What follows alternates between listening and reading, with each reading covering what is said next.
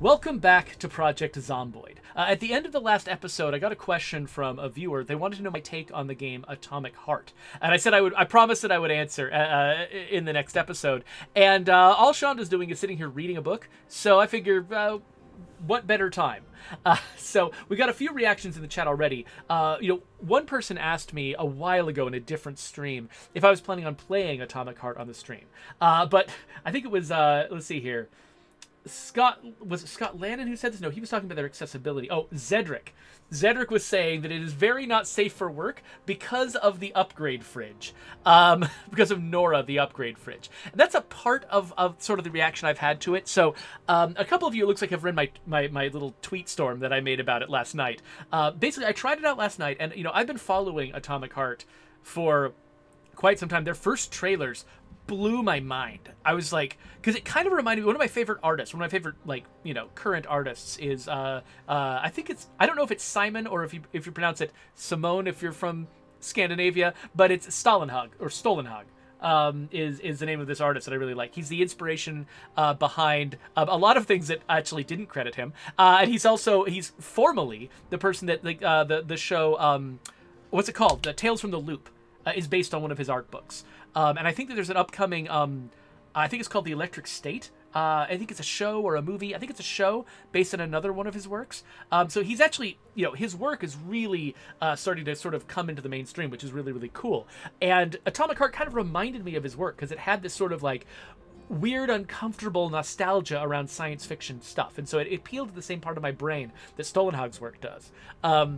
So I really, really liked it. It just looked like it had this sort of like this quiet, just this experience of just like going into this place, and there's not, a lot of dialogue, there's not a lot of explanation. You're just like, there's weird stuff happening, and I don't know what's going on. And that was the emotional experience that I was looking for the game. But over time, as they've added more parts to the game, the nature of it has at least my understanding of the nature of the game has evolved. So I downloaded the game, got it on Game Pass, and I played it. And unfortunately, I did not vibe very well with the main character. The main character who, did not have, in the very early trailers, did not have a voice, did not say or, it just did not impose himself on the experience. This is the most, egregiously just antisocial human being I've ever played in a video game. He just hates everyone and is mad at everyone, is resentful towards everyone at all times, and only wants to curse people out. Just, that's all he does. And in a setting where everyone does that, like say if I'm playing Bulletstorm or something like that, there's a setting where everyone's just constantly razzing each other, and it's funny because they're just always, it almost feels like a Scrubs-like workplace where just everyone's getting on each other's cases all the time, but they're also friends and everything's okay. Or something seriously bad happens and a character gets mad and starts cursing about it because they're feeling a genuine emotion that they're bringing you along with them on. But this guy, this character you play in Atomic Heart, he reacts to normal things by angrily cursing at people. And I'm just like, what is wrong with you, dude? And the thing that's particularly weird about it is you start to understand the setting a little bit better in the actual release version of the game than I did when I was watching the early trailers. And it's this alternate history Soviet utopia, kind of similar to some of the explorations in the BioShock games, where it's like, what if this philosophy got to have an amazing sci-fi utopia? How would it go wrong? Or whatever. And so, because he's in this sort of utopian society, which is all about, respect for authority and glorifying the state and sort of collective benefits and things like that, brash individualist guy who's just running around doing whatever he wants and being angry and mean to everyone all the time, feels like people would say, hey, that guy's acting like an American. Why is he here?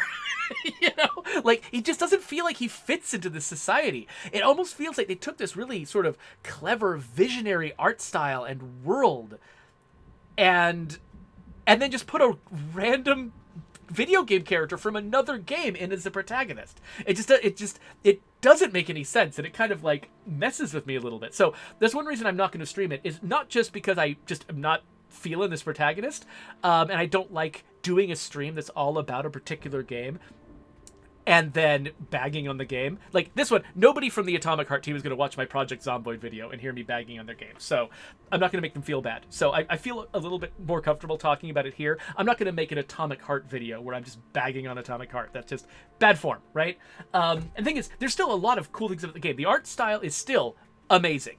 There's some really clever, interesting things they're doing with the user experience that I kind of want to keep playing to sort of learn how it works and understand it. And so I'm still getting a lot of positive benefits from the game. So I think there's people on the team who should definitely feel very good about their work. But man, that character and his voice just drive me up the freaking wall. And there's other parts of sense of humor. Folks were talking about the not safe for work upgrade fridge. Where basically, so your upgrade menu is a fridge. It's a big red fridge, but it's also somehow a sex torture robot. And I don't know why. Because, like, I could definitely imagine a game where your upgrade screen is hosted by a sex robot. Like, there are funny jokes you could make with that. I think if Double Fine or somebody of their caliber was working with that idea, like, I threw some ideas out of how you could do this well, in my mind, on my Twitter thread about it. Like, there are jokes you can make with that are funny. But this one is just, there's no reason why your upgrades would have to be hosted by a sex robot. And there's no, like, uncomfortable situation that puts you in. Like, there's nothing, like, where the character has to, bite the bullet and, accept something difficult and something uncomfortable from this sex robot because that's how you get upgrades. Like, something like that could be funny. But it's not. It's just a normal closet full of upgrades doing normal upgradey stuff. But when you first meet them, they talk to you like they're a sex robot. And that's it. And I'm just like, okay, I'm not 12 anymore. It's not funny just to mention that sex exists. Like, that's not a joke. That's just weird and uncomfortable, and it made it difficult for me to stream the game. Because I'm like, I try to have a fairly, safe for work kind of stream here. Like, I'm not going to play your game on my stream if just randomly something will be a sex robot for no reason. That's just weird. That doesn't make any sense. So there we go. Let me catch up with the chat. Let's see here. Yeah, so, Zedric von Kottmel said the main character, he's a caricature of a rebel without a cause. Which I actually was thinking, this is like 1950s Soviet Union. They would look at somebody like this and say, like, oh, this is like, he thinks he's James Dean. He thinks he's this American movie star. We have contempt for this man and we will give him no respect or authority. And it feels like there's also something about, like, the cutscenes, the way they're put together. There's no gaps between the dialogue lines. Like, a character says a dialogue line, and the next line just starts immediately on its heels with no pausing. And so it doesn't feel like it's being delivered by actors or by people in the real world. It feels like it's just being, like just somebody just lining up a bunch of audio files and stacking them together, which it messes with the pacing. So it's like when no one's talking and you're exploring, you can explore at your own pace, and it can have a pacing that's fairly similar to the experience that I was expecting from the trailers. But then when a cutscene happens or an event happens or people start talking, it gets this accelerated feeling to it where it makes me feel like things are moving too fast, and it's just the pacing just gets really uncomfortable at some point. Cohen is saying this is going to turn into an Atomic Heart rant episode. Okay, well, basically, I'm just watching the bar on Shonda. When this bar is full, then we're done with our Atomic Heart rant. So Zedder von Kabel asks, why is a fridge a masochistic submissive sex robot? Good question. So, the first question that I raised is, why is my upgrade screen a masochistic submissive sex robot? That was the first question I couldn't answer, and I still can't answer it. But also, why is it shaped like a fridge is another very good question. I can see why a fridge would be a crafting screen. Those two fit together. But sex robot doesn't fit with either one of them. And so it's just, makes no sense to me. Anyway, I hope my kids don't watch this. I think they've gotten bored of my Project Zomboid videos, so I don't think they will. But I'm just like, this is just so strange. Okay. Some of the comments from the chat I'm not going to address just because they at least allude to taking this joke even further, which I would, I didn't. If you want to follow me on Twitter, you can see, the comment that I made about like how I would suggest if you wanted to have this robot be your upgrade screen, how I would suggest it working.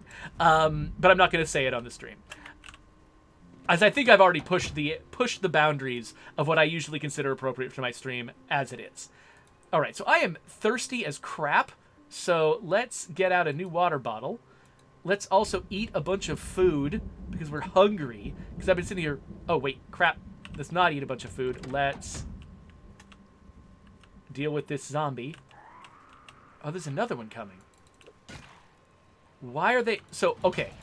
I've had a theory, and I don't know if this theory is actually borne out. But I've got a theory that thunderstorms make zombies move erratically. I think that thunder makes them choose a new destination. I don't know if I'm right about that, but it's an intuition that I have. So I'm going to eat this chocolate right now, all of it, because I'm starving to death.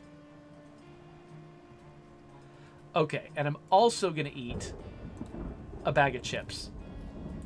Okay, this is stabilizing my weight. Probably good. I'm going to go to the back here. I'm going to take the other food that I grabbed that is not the chips and the chocolate. And I'm going to stick it in the back here. I think I'll also stick my hand axe back in there. But now, I think I'm going to sleep here. We'll wake up in the morning. We'll finish scavenging here. We'll try to see if we can drive all the way to that nearby town just to see what that route looks like. No, I did not actually want you to close that window. Open it again. Climb through the window. There we go. And let's sleep.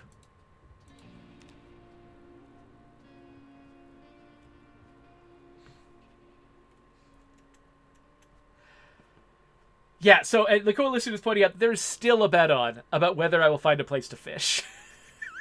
Which is silly, but whatever. Okay, I really thought, I promise that I thought when we were starting this is going to be about fishing. It is not about fishing. Not even slightly about fishing.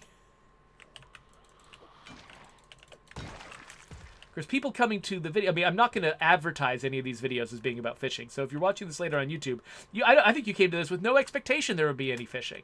But people on Twitch, I gave them false hope. That I might be catching some kind of perch or pike or crappie or something. But no.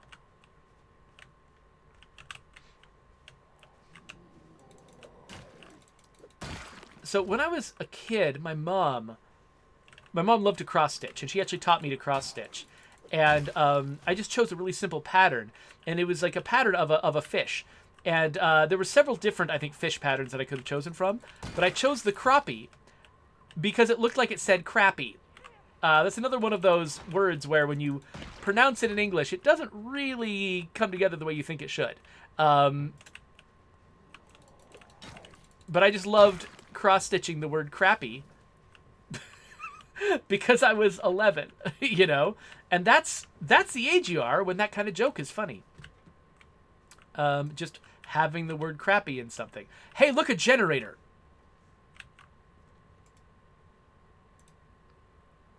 Absolutely. Okay, so what this generator gives me is some flexibility because I've installed a generator at my home, and I've installed one at the gas station in March Ridge. If I ever want to be able to get gas elsewhere without disconnecting one of those existing things, I should probably try to have a third generator. So now we've got one. So this has been valuable. This has been a valuable trip. Yes, this isn't just me screwing around and messing up and going to a dumb place. I actually accomplished something.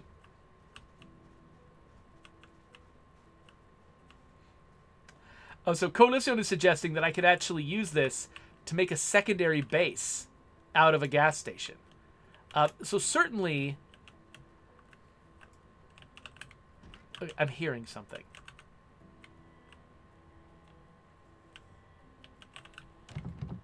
Oh. So we've got somebody here. Oh, crap. All right. Grab that pistol. Wait, where did I... Oh, there it is. I'll stick this in my right holster. Oh, wait. Dang it. The holsters are not where I think they're going to be. Okay, so it's barricaded. So, okay, I love these little stories, by the way, that they'll set up. Like, somebody shot themselves with a family member locked in the closet. Barricaded in the closet. Like, maybe they were standing there like, I should shoot my family member, but they couldn't do it. And they just took a different way out. Just in case. That is fascinating. And I love that sort of they just set up things like this and sort of let you try to decode them, you know?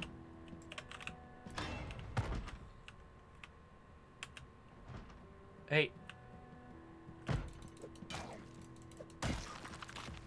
That's pretty cool. Okay, we got a warm leather jacket. Nothing super important here. All right, I guess we'll just grab the food from the kitchen. Food from the kitchen. Rolling pin. Beer can. What about over here? What's in this one? Yes, the good stuff.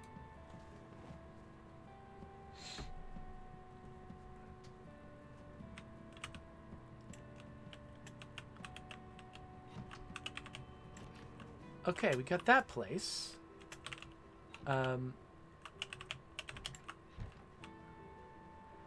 I think we might have accomplished what we want to accomplish in this little neighborhood. So, oh wait, there's a little black building down this way. I'm not sure what's down there. Let's see. Oh wait, is this just the other neighborhood? Is this just the barn from there, or? I can't tell. Let's see what's in here. Oh, nope. This is a different barn. Aha. Okay. It's locked up tight. There's a zombie in there. At least one. Come on. Open! Open! There we go. Okay, one zombie, hopefully.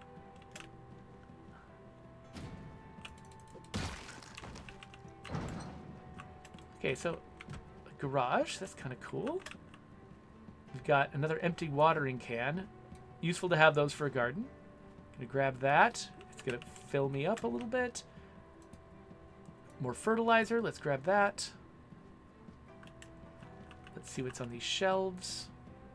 Plaster powder, not interesting. Okay, so not that much here, but whatever. Let's get back in the car.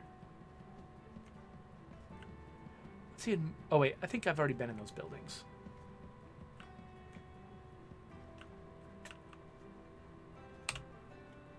So Orathau says, when are you going to do your week off streaming? So yeah, so I've been talking about taking a week off streaming, and it was going to be this week. But then some of the specific plans that I made actually kind of fell through. And so I was, so basically today I was like, you know what? There's nothing stopping me from streaming today, and that's kind of what I feel like doing. So I'm just going to stream. So I did. So this is my week off streaming. I'm just making an exception, basically.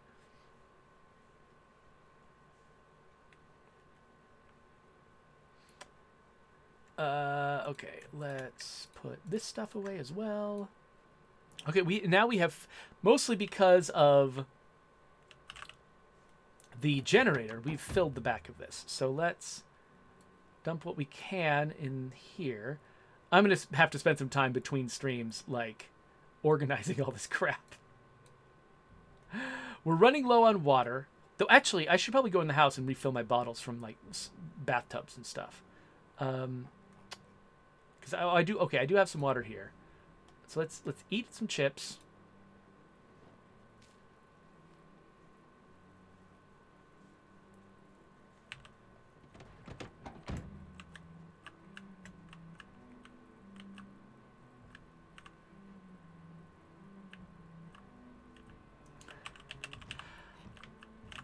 But yeah, so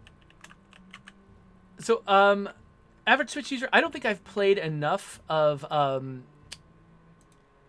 of Cyberpunk to compare sort of the way it handles mature themes to the way that Atomic Heart handles them. I know that, yeah, I wasn't really thrilled with the way Atomic Heart did it, but I don't think I could give you a comparison with Cyberpunk. I just don't know well enough.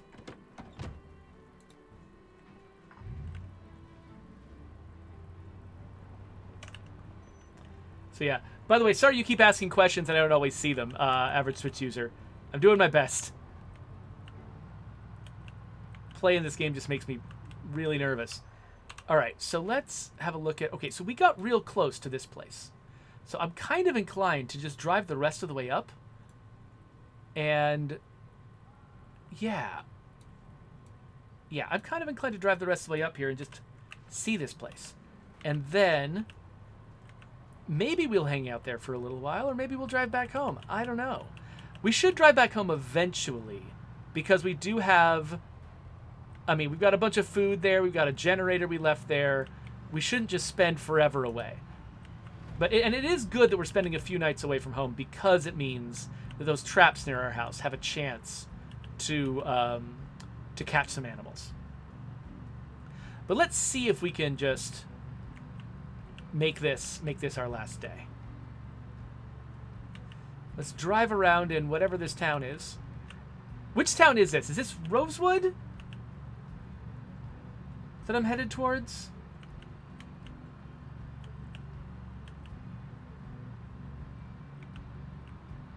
So Orathouse, having played both games, is saying that he thinks that Cyberpunk was more legitimately a mature game than Atomic Heart has been. So that's the thing. Like, the word mature is an interesting one, because we often use it to... Oh, is this a gas station? It's a gas station.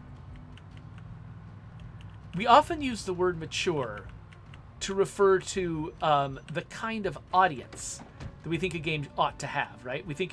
If we think a game is dealing with themes or content that might be inappropriate for at least some children, we'll call it mature. We'll talk about how it's mature content, because it ought to have a mature audience. But sometimes we think of it as being like the content itself is mature, which is actually often questionable. Because you can have content that is only appropriate for a mature audience that is itself not mature. Like, you know, there are games and shows... Nope. There are games and shows out there. Like, I mean, Project Zomboid is a good example. I mean, we're dealing with very serious, violent themes here that really are not, you know, this is not the kind of thing you would just set in front of a child and be like, hey, enjoy the zombie apocalypse. You know, you want somebody to be mature, to be able to sort of grapple with this stuff like an intelligent adult, you know? You don't want it to just be somebody to, you know, to just absorb this stuff, like violent things like this really childishly, you know? And I think the same goes even more for, like, sexual content, right? Because I think most people, you know, even if it's kind of gross to, you know, watch a child be engaged in something that's violent like this, I think the typical child is aware that you don't actually want to hit someone with a pipe, you know, that you don't actually want to shoot someone. Like, there's sort of a level in which they understand that. When it comes to, like, sexual content in games or movies or whatever, you don't know what lessons somebody's going to take from something. There isn't necessarily that baseline where somebody understands what they really expect out of life, what other people expect out of them.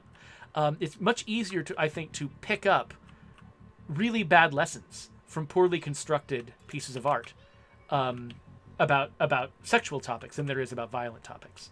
I mean, I think, you know, both have the potential to be harmful or create, you know, harmful fixations in a young person, that sort of thing. But I think that it's not crazy that people, at least in the United States, you know, people make fun of us sometimes for being a little bit too prudish when it comes to sort of how we rate things. Oh my gosh, is that a large backpack? Yes, it is. Anyway, people get on us for being prudish about that kind of thing, but I don't think it's actually illegitimate to sort of treat those two topics as being fundamentally pretty different from each other when it comes to the danger of what lessons a young person will take from media. I think it's much more likely... I mean, most people, you know, in our society do not become violent killers. But most people do end up in adult relationships at some point in their lives, and the lessons that they learn from media might very well determine exactly how they think they're supposed to act in those relationships. And so it's really important for us to, I think, not just uncritically let kids just absorb whatever lessons they happen to absorb about that kind of thing. I think it's really important to really put effort into trying to get it right. And so I think it's good for us to, to sort of rate things as mature in those kinds of topics. Large backpack. Look at this.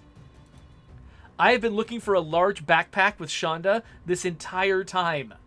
Let's see what's in this thing. Oh, it's got an annotated map in it too? Awesome. Okay, so wait, why did I just do that? No, I want to do the opposite of that. Let's take everything from my current pack, put it in the large pack, and then let's put on the large pack. And now put the duffel bag in it. So the large pack, not only does it have a higher capacity than the duffel bag, but I think it also reduces the weights of things inside it a lot more. So this is really, really good. But anyway, so all of this started from me talking about the word mature and its implications, where people basically, if something has mature content in it, they talk like, oh, well, this is a mature piece of content. And that is often not the case. Often, something that is rated mature specifically because it is not handling the subject matter maturely. Like what you need, like if you are going to introduce a young person to some of these difficult topics, it needs to genuinely be done in a mature way. It needs to teach them how to think about these things. Like what is a good way to think about violence? What is a good way to think about, sex and adult relationships and things like that? And you don't want them to be getting it from juvenile sources that don't take their responsibility seriously. And so, so something like, like Cyberpunk 2077, clearly aimed at adults. And I don't know it well enough to actually endorse whether or not I think it handles its subject matter maturely. But it seems like, it's likely, just from what I have seen of it, it's likely that it handles it more maturely than some other folks. Like Breath Edge, for instance, which was a game that I stopped playing specifically because I really didn't like the way that they handled some adult topics. Okay, I am holding. How do I wait? Okay, let's take generator. Okay, I can take the generator like this. Okay, and then let's drop the generator here. And then I think I need to siphon some gas. Do I have any gas in the back? How would I know? I don't think I do. So I think I'm going to need to siphon some gas from the car to put some in the generator. So V, siphon gasoline.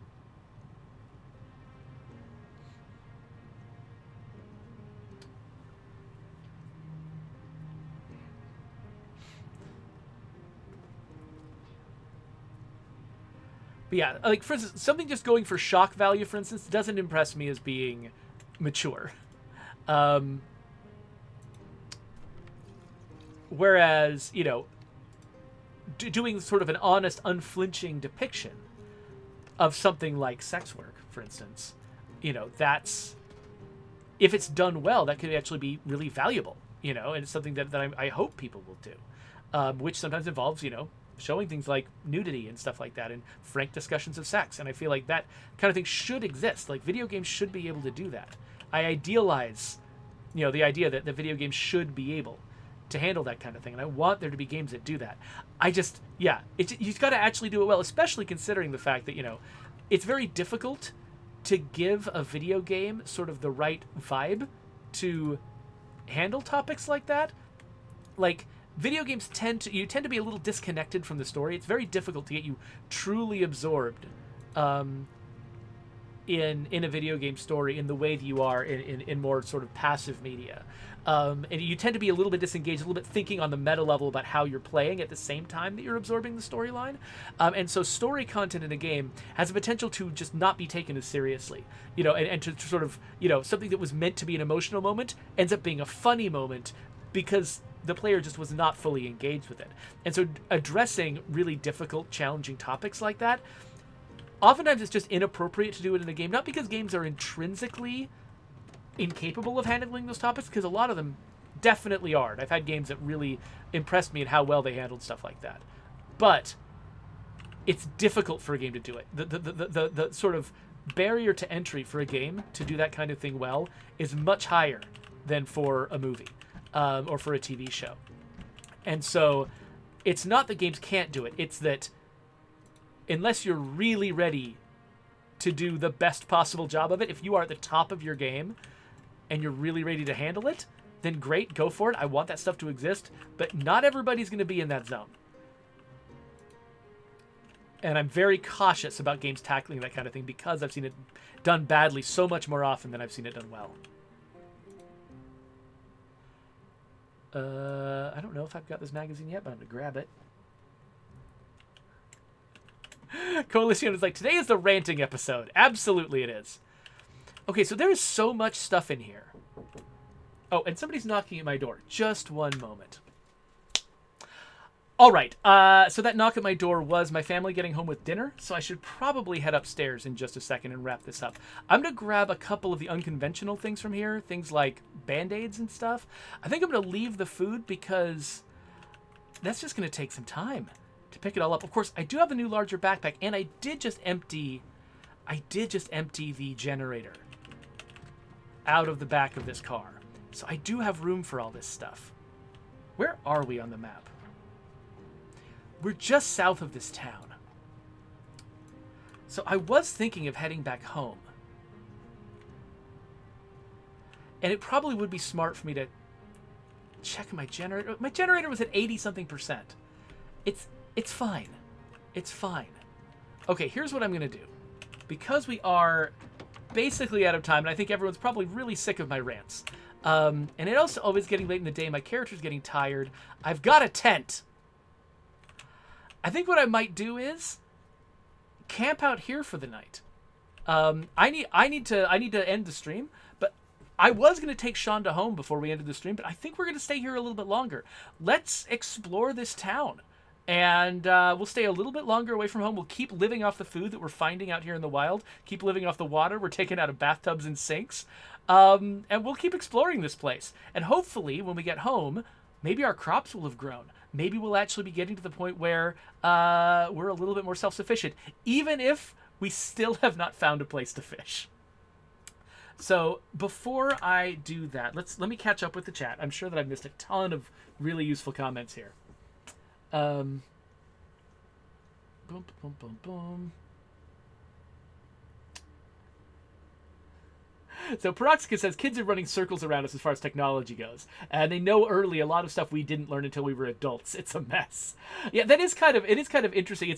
There's a lot of people of my generation who become parents now are in this weird, uncomfortable situation where we've picked up these, like, social mores around, what's appropriate for children, which are different from the ones that our parents had. But it's weirdly different, where it's like there's some things that we think are totally appropriate to talk to kids about that parents would have just blanched at the thought of talking to kids about. But there are other things that we feel uncomfortable exposing our kids to that we were exposed to when we were kids, almost very young. A lot of the movies that, like, most of my friends and I, like, we watched movies when we were kids that we feel very uncomfortable showing to our own kids today. And I'm like, and I always step back and I'm like, wait, hold on. I watched this kind of thing when I was a kid. Why am I uncomfortable with my kid watching it? That's odd, right? That feels strange. It feels like I'm setting a weird double standard. And so and depending on the situation, maybe some cases I'm right and I should not have been exposed to that as a kid, and it's okay for me to have those restrictions. And sometimes I really just have a flawed perspective, and my kids will be okay. But I have to think through each of those because you just absorb these things from the environment without really thinking about where they're coming from. So, I guess, Coalition, we didn't catch a fish. So whoever bet that I was going to catch a fish, they failed. Sorry, whoever that was. I really did intend to try and catch a fish. Maybe we'll still find a spot to fish the next time we play Project Zomboid. But it's not going to be today. Yeah.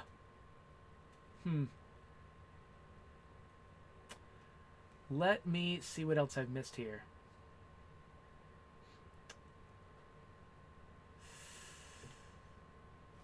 Peroxicus says, I taught tech at the local community college for a while, and adults came in for classes to protect kids when their kids were likely far beyond what the parents were coming in to learn.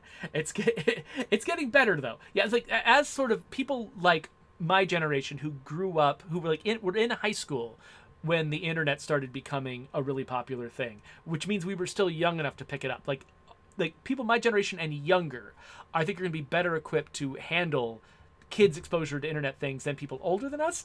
But I think it gets better as you go. Like I'm also, social media didn't exist until I was an adult, until I was like a working adult. And that's a thing that I did not grow up with, that I didn't have a child's perspective on. And I'm going to be mystified, by like, I'm frequently mystified by the experiences my kids have, the things they see, or participate in, with things like TikTok and stuff. Like, I don't know why somebody watches TikTok.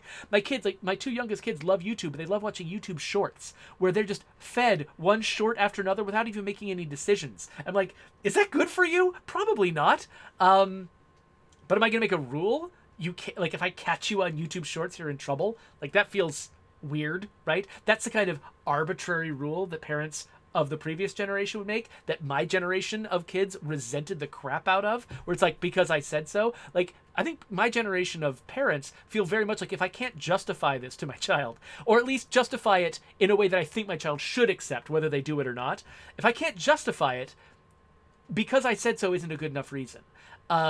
And so, like, I think we feel a need for our parenting to be a little bit more rational, and as a result, I think we end up having maybe fewer restrictions on our kids sometimes than I think parents before us would, just because they felt like, yeah, I'm in charge, I'm the parent, that's how it works. You do whatever I say, because that was just the culture, that they absorbed from their parents. And we tend to, we come. Parents like me come after the counterculture of the 60s, after, don't trust anyone over 30, that whole deal, that made a big impact on American culture. And so now, like, I expect that, like, I should be accountable to my children for how well I parent them. And it just, I know, it adds a layer of stress and confusion about what the right thing to do is in any given instance that I don't know if every parent before us really dealt with that. Or maybe they did and I just didn't observe it because I was a kid. I don't know. Coalition says, I'm glad I got into the internet before Shorts and TikTok, because I feel like those are bad for kids. It definitely creates a sense of chaining addictively from one thing to the next, never being bored, never not having something entertaining you. Like, I feel that in my own life. I struggle with the fact that it's hard for me to keep myself as consistently entertained as my brain expects me to be. And I can only imagine that getting worse for kids who just are used to a consistent just cavalcade of entertainment being just thrust past them with zero effort on their part. Like, that has to do something to your brain to make it difficult for you to tolerate boredom. And I don't know what to do about it. Because I'm a victim to it myself just as well as my kids, so I don't know. It'll be interesting to see how people's brains are wired another generation or two after this. So I do need to go. Average Switch user, I don't understand the question you're asking because I don't know what you mean by the abbreviation MC. So I don't think I can answer your question. I'm sorry about that. Because I do have to, I think I've delayed my family enough. I should get out of here. So anyway, sorry I haven't been able to answer your question. Oh, main character is what he meant. Interesting. Okay. So Average Switch user is saying, what if you're writing a main character who doesn't understand the mature topics? How can you write something like that well?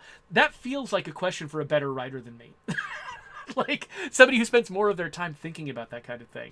Because I do think about that stuff, but I think I wouldn't come to me as an expert about that. But I mean, there is definitely a difference between the perspective of your character and the perspective of the story you're writing. And you can have a character who misunderstands things, but you write it in such a way that the audience gets some dramatic irony. They get some sense of like, oh, I'm reading a character who doesn't understand something, but the book understands it. And the book is giving me enough information to get an accurate and fair perspective on what this character is doing, even though the character themselves isn't understanding it. Like, you can make sure that that character thinks and observes the right things to give a sort of an informed reader a good perspective on what's going on. I think, but that really depends. I mean, doing that kind of thing leans really hard on the reader being a mature reader and being able to understand what you're doing. It's very easy to write something that's perfectly appropriate for a mature reader to totally understand the irony of a main character being wrong about something and having a bad attitude or an unhelpful attitude because you're giving them enough information to process and understand what's going on. But it's very easy for somebody who's an unsophisticated, immature reader of a story like that, or observer, or whatever, player, whatever kind of media we're talking about. It's very easy for someone like that to just uncritically absorb the perspective of the main character and take that like it's the meaning of the piece. Something like Fight Club, for instance, is a good example of that, where like some people were like, this is a criticism of Tyler Durden's attitude. And other people are like, this is a movie about how cool it is to be Tyler Durden. and those are two very different interpretations. And unfortunately, like, I really value stories like that are aimed at me as a mature audience member, where I can understand and process it in a way that, where I get the right story out of it. I get the right intended meaning out of it. And I want that to exist. And I'm not one of these people who's like, well, if someone could misinterpret it, therefore it is bad. A lot of people take that attitude. And I think that's just the way you end up with just like burning all of the interesting books. If that's your attitude. I think we should absolutely have art that that rides the edge of being dangerous to an immature reader, but is really valuable to a mature reader and meaningful to a mature reader. I think that should exist. We should have lots of it. I want more of it. We just need to have conversations around it so people understand what it actually means. Randall says he was about to say Fight Club too. I think it's just sort of the quintessential example. Idiots in Utah trying to start their own fight clubs because they think that's what the movie means. It's like, whatever. Anyway, I really do need to go. I just keep delaying because you all are fun to talk to. And because I'm so bad at reading the chat, I can't just do this lightly throughout the entire episode. I have to do it in these big bursts. But we're going to wrap this up. There's a subscribe button. Here's links to other videos. I'm going to go upstairs, have some dinner, and I hope you all have a good day. And we'll see next episode what Shonda does in this town.